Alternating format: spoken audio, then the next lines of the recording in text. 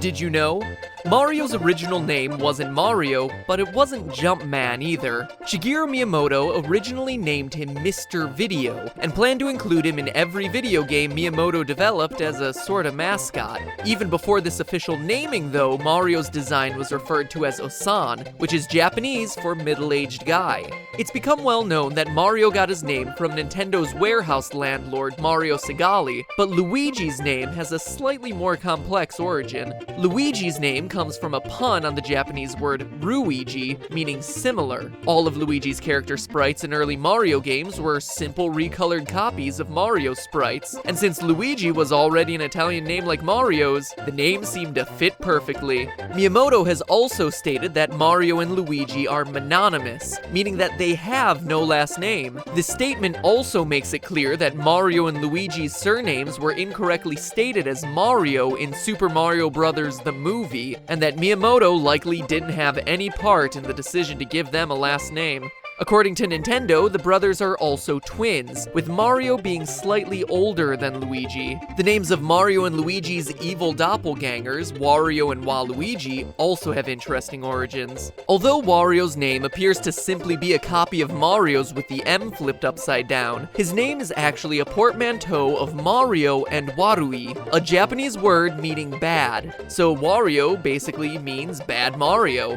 This is also the case of Waluigi. His name is a portmanteau of Warui and Luigi. Waluigi's name works even better in Japan, where his name is pronounced Waruigi. This Warui concept was potentially going to go even farther. While developing Mario Tennis on the Nintendo 64, there were talks of including a female rival for Princess Peach named Warupichi. The character was ultimately dismissed by Miyamoto. Another good call by Shigeru. And while we're discussing the origin stories of everyone's names, Bowser's Japanese name, Koopa, was chosen by Shigeru Miyamoto and comes from a Korean dish called gukbap, which is known in Japan as Koopa. Other dishes Bowser was almost named after were yuka, which is raw beef, and bibimba, which is a mixed rice dish. Although the Koopa Troopa enemies inherited Bowser's Japanese name, they have a completely different name in Japan. They're known as Noko Noko, which is a Japanese word that's onomatopoeia for doing something nonchalantly or unconcernedly. The Goombas are called Karibo in Japan, which roughly means chestnut people. A strange name, especially when you consider the fact that Goombas are based on shiitake mushrooms. The Goomba's sprite was apparently mislabeled by one of the developers of the original Super Mario Bros., as they thought it resembled a chestnut. This is why the Goombas in Super Mario World look like chestnuts.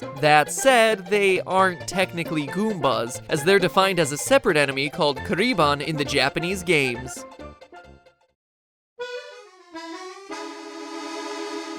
There are many strange things in Mario games. Some secrets are easy to find, but some are hidden away or completely detached from the games themselves. In the PC version of Mario is Missing, there's audio from the Star Trek The Original Series episode, The Ultimate Computer. The file is named pat.wave and could be somehow linked to one of the game's programmers, Pat McCarthy. Super Mario 3D Land also contains some bizarre scenarios. The first is in World 1-3. If you use the binoculars and look upwards then wait, you'll actually see a UFO fly by. Another weird secret occurs in the worlds 4-4 and 8-4. In World 4-4, a ghostly figure appears if you wait by the flagpole at the end of the level, and what appears to be the same ghost appears in a window in World 8-4. Paper Mario: The Thousand-Year Door has multiple secrets that were censored in the English release. The enemy Red Bones is called Barari Honenoko in Japan, which translates roughly to Bloody Son of Bones. This should have been altered to Bloody Dull Bones in the English versions of the game, but the name was effectively censored by removing any notion of a bloody death. This isn't the only case of blood being removed from the game.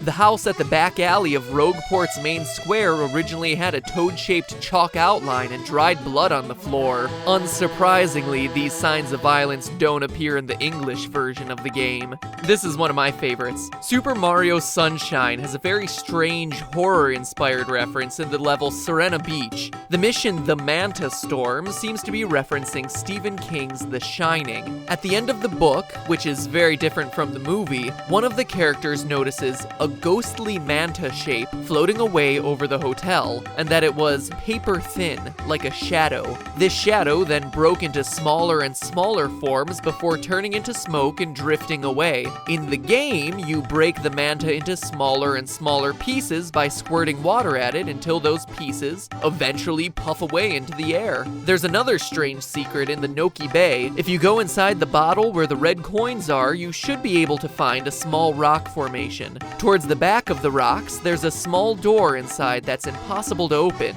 By glitching the camera to see past the door, you'll be able to see a brown book on the floor.